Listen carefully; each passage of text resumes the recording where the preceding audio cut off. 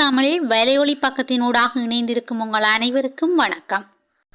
முதலில் தலைப்புச் செய்திகள். உள்ளூராட்சி மன்ற தேர்தல் அஞ்சல் மூல வாக்களிப்பு திகதிகளில் மாற்றம்.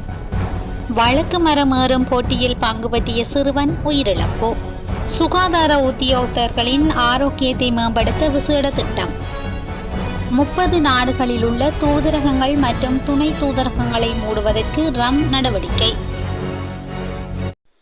உள்ளூராட்சி மன்ற தேர்தல் அஞ்சல் மூல வாக்களிப்பு திகதிகளில் மாற்றம்.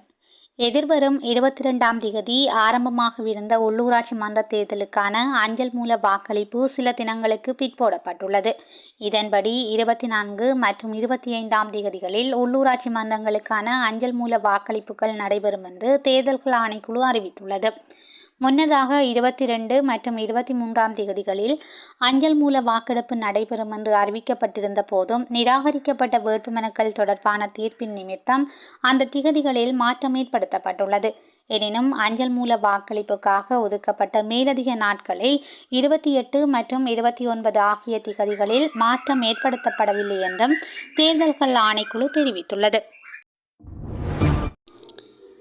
சட்டவிரோதமான முறையில் இலங்கைக்கு கொண்டுவர முற்பட்ட அழகு சாதன பொருட்கள் கடற்படையால் மீட்பு. இலங்கை கடற்படையினர் 2025 ஏப்ரல் 16ஆம் திகதி வடக்கு மன்னாரின் கிராஞ்சி கடல் பகுதியில் மேற்கொண்ட சிறப்பு தேடுதல் நடவடிக்கையின் போது சட்டவிரோதமாக நாட்டுக்கு இறக்குமதி செய்யப்பட்டதாக சந்தேகிக்கப்படும் கடல் பகுதியில் மிதந்து கொண்டிருந்த அழகு சாதன பொருட்களை கடற்படையினர் கைப்பற்றினர். கடல் வழிகள் ஊடாக மேற்கொள்ளப்படும் பல்வேறு ஆழ்கடத்தல் மற்றும் சட்டவிரோத செயற்பாடுகளை கட்டுப்படுத்தும் பொருட்டு கடற்படையினர் தீவை சுற்றியுள்ள கடற்கரை மற்றும் கடற்கரையை உள்ளடக்கி வழக்கமான ரோந்து மற்றும் தேடுதல் நடவடிக்கைகளை மேற்கொள்கின்றனர். அதன்படி வடமத்திய கடற்படை கட்டளையின் இலங்கை கடற்படை கப்பலான புலனேகவுடன் இணைக்கப்பட்ட விரைவு நடவடிக்கை படைப்பிரிவால் மன்னாருக்கு வடக்கே உள்ள கிராஞ்சி கடல் பகுதியில் 2025 ஏப்ரல் 16ஆம் தேதி மேற்கொண்ட இந்த சிறப்பு தேடுதல் நடவடிக்கையின் போது கடலில் மிதந்து கொண்டிருந்த சந்தேகத்துக்கிடமான 2 பார்சல்கள் பரிசோதிக்கப்பட்டன. சட்டவிரோதமான முறையில் இறக்குமதி செய்யப்பட்டதாக சந்தேகிக்கப்படும் 3200 ஷாம்போ பாக்கெட்டுகள், 376 அழகு சாதன பொருட்கள் மற்றும் 75 அழகு சாதன சவர்க்காரங்கள் உள்ளிட்ட அழகு சாதன பொருட்கள் கடற்படையினர் கைப்பற்றினர். இந்த நடவடிக்கையின் மூலம் கடற்படையினரால் கைப்பற்றப்பட்ட அழகு சாதன பொருட்களை தரைக்கு கொண்டுவர முடியாமல் கடலில் கைவிடப்பட்டதாக சந்தேகிக்கப்பட்டு இந்த நடவடிக்கையின் போது கடற்படையால் கைப்பற்றப்பட்ட அழகு சாதன பொருட்கள் மேலதிக சட்ட நடவடிக்கைகளுக்காக ஜெயபுரம் காவல் நிலையத்திடம் ஒப்படைக்கப்பட்டது. வெலிக்கடை சம்பவம். உயிரிழந்த இளைஞனின் சடலத்தை தோண்டி எடுக்க நீதிமன்றம் உத்தரவு. வெலிக்கடை காவல்துறையால் கைது செய்யப்பட்ட பின்னர் மரணித்த நிமேஷ் சட்சாரவின் உடலை பிரேத பரிசோதனைக்காக 23ஆம் திகதி மீண்டும் தோண்டி எடுக்க கொழும்பு நீதவான் நீதிமன்றம் உத்தரவிட்டுள்ளது. இம்மாதம் 23ஆம் திகதி பிரேத பரிசோதனைக்காக உடலை தோண்டி எடுக்க கொழும்பு சட்ட வைத்திய அதிகாரி அனுமதி கோரியதாக குற்றப்புலனாய்வு பிரிவினர் நீதிமன்றத்தில் தெரிவித்ததை அடுத்து கொழும்பு மேலதிக நீதவான் முகமது ரிஸ்வான் இந்த உத்தரவை பிறப்பித்துள்ளார். நிமேஷ் சட்சாரவின் உடலை தோண்டி எடுக்கும் போது அதற்கு தேவையான உதவிகளை வழங்குமாறு கொழும்பு மேலதிக நீதவான் பதுளை நீதவானிடம் தெரிவித்துள்ளார். அத்துடன் பிரேத பரிசோதனையை மேற்கொள்ள 3 பேர் கொண்ட வைத்திய நிபுணர் குழு ஒன்று நியமிக்கப்பட்டுள்ளதாக குற்றப்புலனாய்வு பிரிவினர் நீதிமன்றத்துக்கு தெரிவித்துள்ளனர். சுகாதார உத்தியோகத்தர்களின் ஆரோக்கியத்தை மேம்படுத்த விசேட திட்டம். சுகாதார உத்தியோகத்தர்களின் உடல் மற்றும் உள ஆரோக்கியத்தை மேம்படுத்தும் வகையில் விசேட திட்டம் ஒன்று நடைமுறைப்படுத்தப்பட உள்ளதாக சுகாதார அமைச்சு தெரிவித்துள்ளது. இதன் முதற்கட்டமாக சுகாதார அமைச்சில் நிறுவப்பட்டுள்ள உடற்பயிற்சி கூடத்தை விரிவுபடுத்த திட்டமிடப்பட்டுள்ளது. உடற்பயிற்சி தொடர்பான டிப்ளோமாதாரி ஆலோசகர் ஒருவரின் கீழ் வாரத்தில் 5 வேலை நாட்களிலும் இந்த உடற்பயிற்சி கூடத்தை செயற்படுத்துவதற்கு திட்டமிட்டுள்ளதாக சுகாதார அமைச்சு தெரிவித்துள்ளது. வழக்கு மரம் ஏறும் போட்டியில் பங்கு பற்றிய சிறுவன் உயிரிழப்பு. எல்பிட்டிய பிடிகள பகுதியில் புதுவருடத்தை முன்னிட்டு ஏற்பாடு செய்யப்பட்டிருந்த வழுக்குமரம் ஏறும் போட்டியில் பங்கு பற்றிய சிறுவன் ஒருவன் உயிரிழந்துள்ளதாக தெரிவிக்கப்பட்டுள்ளது. இன்று காலை குறித்த பகுதி மக்களால் இந்த நிகழ்வு முன்னெடுக்கப்பட்ட போதே இந்த விபத்து நேர்ந்துள்ளதாக காவல்துறையினர் தெரிவித்துள்ளனர். குறித்த இளைஞன் வழுக்குமரம் ஏறும் போது அதிலிருந்து தவறி விழுந்து காயமடைந்த நிலையில் எல்பிட்டிய வைத்தியசாலைக்கு கொண்டு செல்லும் போது உயிரிழந்துள்ளார். உயிரிழந்தவர் இந்த வருடம் நடைபெற்ற கல்வி பொதுத்தராதர சாதாரணதர பரீட்சைக்கு தோற்றியவர் என தெரிவிக்கப்பட்டுள்ளது. தரம் தாழ்ந்த அரசியல் கலாச்சாரத்துக்கு அடிபணிய வேண்டாம், சஜித் தெரிவிப்பு. தேசிய மக்கள் சக்தி அரசாங்கம் மக்களுக்கு பணியாற்றுவதை விடவும் உண்மைக்கு புறம்பான விடயங்களை கூறுவதிலேயே சிறந்து விளங்குவதாக எதிர்க்கட்சித் தலைவர் சஜித் பிரேமதாச தெரிவித்துள்ளார்.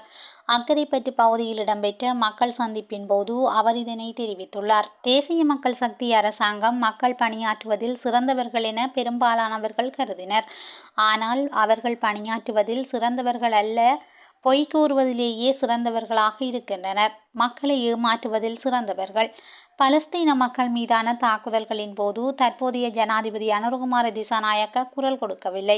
இன்று பலஸ்தீன மக்களின் உரிமைகள் தொடர்பில் ஸ்டிக்கர் ஒட்டியமைக்காக எமது நாட்டின் இஸ்லாமிய இளைஞர் ஒருவரை பயங்கரவாத தடை சட்டத்தின் கீழ் கைது செய்து தடுத்து வைப்பதற்கு ஜனாதிபதி கையெழுத்திடும் அளவு தரம் தாழ்ந்து விட்டார் என்பதனை நினைவுபடுத்த விரும்புகின்றேன். ஆகவே இவ்வாறான தரம் தாழ்ந்த அரசியல் கலாச்சாரத்துக்கு அடிபணிய வேண்டாம் என எதிர்க்கட்சித் தலைவர் சஜித் பிரேமதாச தெரிவித்துள்ளார். வரி குறித்து வெளியான அறிவிப்பு. பெறுமதி சேர் வரி திருத்த சட்டமூலத்தின்படி உள்ளூரில் உற்பத்தி செய்யப்பட்ட அல்லது குறைந்தபட்சம் 50% உள்ளூர் உள்ளீட்டை கொண்ட திரவ பால் மற்றும் யோகட் ஆகியவற்றுக்கு பெறுமதி சேர் வரியிலிருந்து விலக்களிக்கப்பட்டுள்ளது. உள்நாட்டு இறைவரி திணைக்களம் வெளியிட்டுள்ள அறிக்கையில் இந்த விடயம் தெரிவிக்கப்பட்டுள்ளது. பெறுமதி சேர் வரி திருத்த சட்டம் மூலம் கடந்த ஏப்ரல் 9 நாடாளுமன்றத்தில் நிறைவேற்றப்பட்டதுடன் சபாநாயகர் ஜகத் விக்ரமரட்ன ஏப்ரல் 11 முதல் கையெழுத்திட்டுள்ளார். இதற்கமைய உள்நாட்டு இறைவரி திணைக்களம் பல வரி திருத்தங்களை செயற்படுத்த நடவடிக்கை எடுத்துள்ளது. இதன்படி ஏப்ரல் 11 முதல் அமுலாகும் வரையில் திரவப்பால் மற்றும் யோகட் மீதான பெறுமதி சேர் வரி நீக்கப்பட்டுள்ளதாக உள்நாட்டு இறைவரி திணைக்களம் வெளியிட்டுள்ள அறிக்கையில் குறிப்பிடப்பட்டுள்ளது. மேலும் வணிக நோக்கங்களுக்காக பொருட்களை இறக்குமதி செய்யும் அல்லது ஏற்றுமதி செய்யும் அனைத்து நபர்களும் பெறுமதி சேர் வரி திருத்த சட்டத்தின் கீழ் பதிவு செய்வது கட்டாயமாக்கப்பட்டுள்ளது. அத்துடன் இலங்கை பெட்ரோலிய கூட்டுத்தாபனத்தால் மின்சார உற்பத்திக்காக இலங்கை மின்சார சபைக்கு வழங்கப்படும் நெப்தா மீதான பெறுமதி சேர் வரியும் நீக்கப்பட்டுள்ளதாக உள்நாட்டு இறைவரி திணைக்களம் தெரிவித்துள்ளது. மன்னார் ராமேஸ்வரம் பயணிகள் படகு சேவையை மீள ஆரம்பிக்க நடவடிக்கை, ஜனாதிபதி தெரிவிப்பு. மன்னாரிலிருந்து தமிழ்நாட்டின் ராமேஸ்வரத்துக்கான பயணிகள் படகு சேவையை மீள ஆரம்பிக்க நடவடிக்கை எடுப்பதாக ஜனாதிபதி அனுரகுமார திசாநாயக்க தெரிவித்துள்ளார். மன்னாரில் இன்று நடைபெற்ற மக்கள் சந்திப்பில் வைத்து அவர் இதனை கூறியுள்ளார். இந்திய அரசாங்கத்தின் ஒத்துழைப்புடன் இந்த சேவைகள் முன்னெடுக்கப்படும். இதற்கான பேச்சுவார்த்தைகள் தற்போதும் இடம்பெற்று வருவதாக ஜனாதிபதி கூறினார். அதே நேரம் மன்னாரில் காற்றை கொண்டு மின் உற்பத்தி செய்யக்கூடிய வசதி அதிகம் காணப்படுகின்றது. ஆனால் கடந்த காலங்களில் சூழல் பாதுகாப்பு குறித்து கருத்தில் கொள்ளாமல் அவ்வாறான வேலை திட்டங்கள் முன்னெடுக்கப்பட்டன. அவை அனைத்தும் தற்போது தற்காலிகமாக இடைநிறுத்தப்பட்டுள்ளன. இந்த நிலையில் எதிர்காலத்தில் மக்களின் கருத்துக்களை அறிந்து சூழல் பாதிப்பு இல்லாமல் இந்த வேலை திட்டத்தை முன்னெடுக்க நடவடிக்கை எடுக்கப்படும் என்று ஜனாதிபதி தெரிவித்துள்ளார். மேலும் எதிர்வரும் ஜூன் மாதம் முதல் மேலதிகமாக 4 லட்சம் பேருக்கு அஸ்வஸ்ம நிவாரணம் வழங்கப்படும் என்றும் அவர் குறிப்பிட்டுள்ளார். இரு கட்சிகளுக்கிடையில் மோதல், கைது செய்யப்பட்ட சந்தேக நபர்களுக்கு பிணை. சம்மாந்துறை காவல்துறை பிரிவுக்குட்பட்ட நாய்க்குட்டியர் சந்தி பகுதியில் கடந்த 15 இரு கட்சிகளுக்கிடையில் இடம்பெற்ற மோதல் சம்பவத்துடன் தொடர்புடைய 6 சந்தேக நபர்களுக்கும் பிணையில் செல்ல அனுமதி வழங்கப்பட்டுள்ளது. கைது செய்யப்பட்ட சந்தேக நபர்கள் நேற்று சம்மாந்துறை நீதவான் நீதிமன்றில் முன்னிலைப்படுத்தப்பட்ட போது சந்தேக நபர்களை தலா 50,000 ரூபாய் பெறுமதியான சரீர பிணையில் செல்ல அனுமதி வழங்கப்பட்டது.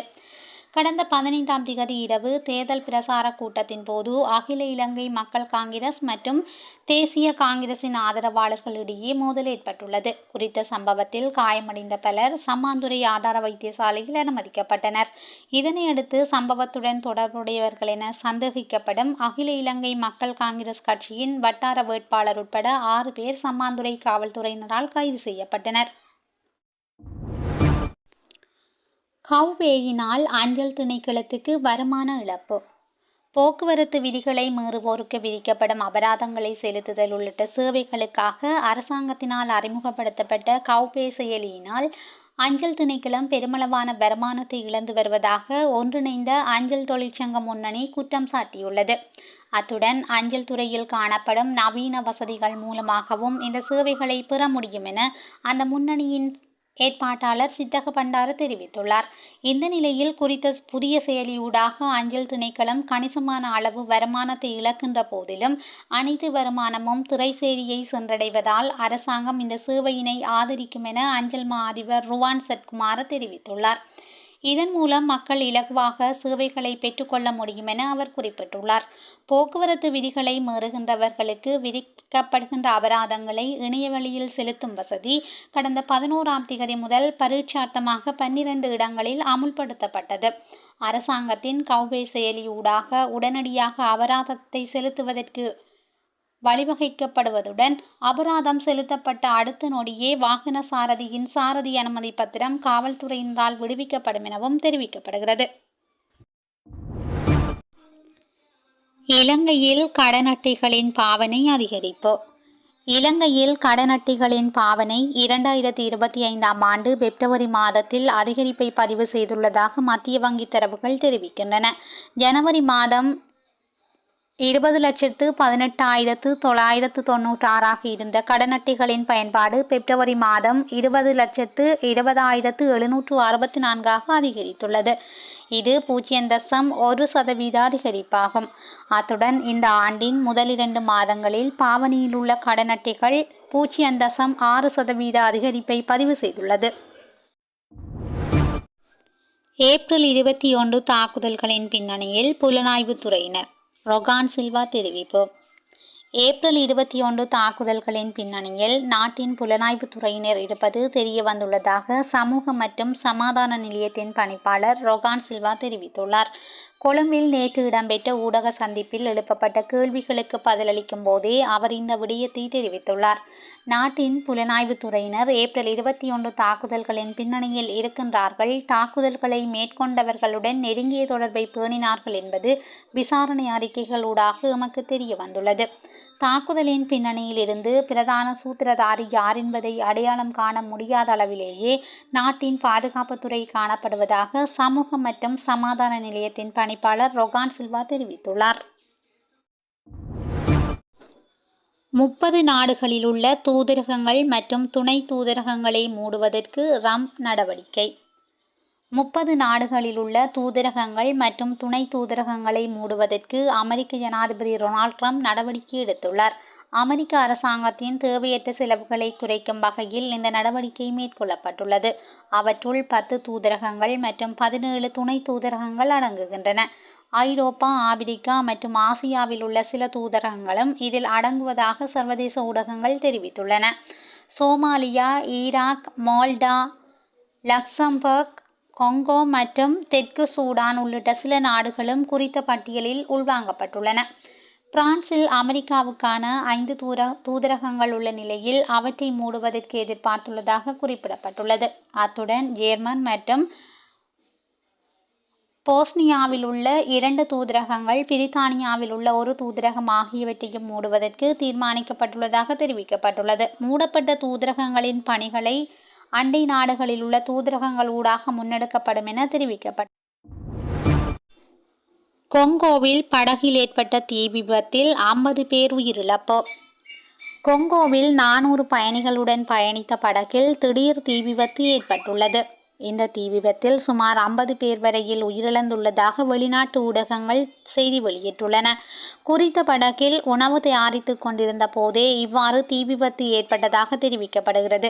அத்துடன் சம்பவத்தின் போது படகில் சுமார் 400 பேர் காணப்பட்டதுடன் அதில் 100 பேர் வரையில் காணாமல் போயுள்ளதாக தெரிவிக்கப்பட்டுள்ளது. மேலும் தீக்காயங்களுடன் மீட்கப்பட்ட பலர் சிகிச்சைகளுக்காக வைத்தியசாலைகளில் அனுமதிக்கப்பட்டுள்ளனர். காணாமல் போன ஏனைய பயணிகளை தேடும் பணிகள் தீவிரமாக முன்னெடுக்கப்பட்டு வருவதாக அந்நாட்டு ஊடகங்கள் செய்தி வெளியிட்டுள்ளன. சீன இணையதள விற்பனை நிறுவனங்கள் தமது பொருட்களின் விலையை அதிகரிப்பதாக அமெரிக்காவுக்கு எச்சரிக்கை. சீனாவின் இணையதள விற்பனை நிறுவனங்களான ஷீன் மற்றும் தெமு ஆகிய நிறுவனங்கள் பொருட்களின் விலையை அதிகரிக்கப் போவதாக அமெரிக்க நுகர்வோருக்கு எச்சரிக்கை விடுத்துள்ளன. இந்த விலை அதிகரிப்பானது அடுத்த வாரம் முதல் அமலுக்கு வரும் எனவும் குறிப்பிடப்பட்டுள்ளது. அமெரிக்க ஜனாதிபதி டொனால்ட் ட்ரம்ப் சீனாவிலிருந்து ஏற்றுமதி செய்யப்படும் பொருட்களுக்கு வரிகளை அறிவித்ததன் பின்னரே இந்த அறிவிப்பு விடுக்கப்பட்டுள்ளது. அமெரிக்காவுக்கு ஏற்றுமதி செய்யப்படும் பொருட்களுக்காக சீனா தற்போது 245% வரியினை எதிர்கொள்கின்றது. அமெரிக்காவின் பரஸ்பர வரி விதிப்புக்கு சீனா கடும் எதிர்ப்பினை வெளிப்படுத்தி வந்த நிலையில் அதற்கு பழிவாங்கும் நடவடிக்கையாக அமெரிக்கா இவ்வாறு வரி அதிகரிப்பை மேற்கொண்டுள்ளதாக சர்வதேச ஊடகங்கள் செய்தி வெளியிட்டுள்ளன. செய்திகளை உடனுக்குடன் தெரிந்து கொள்ள எஸ்எல் தமிழ் வலையொலி பக்கத்துடன் இணைந்திருங்கள். நன்றி, வணக்கம்.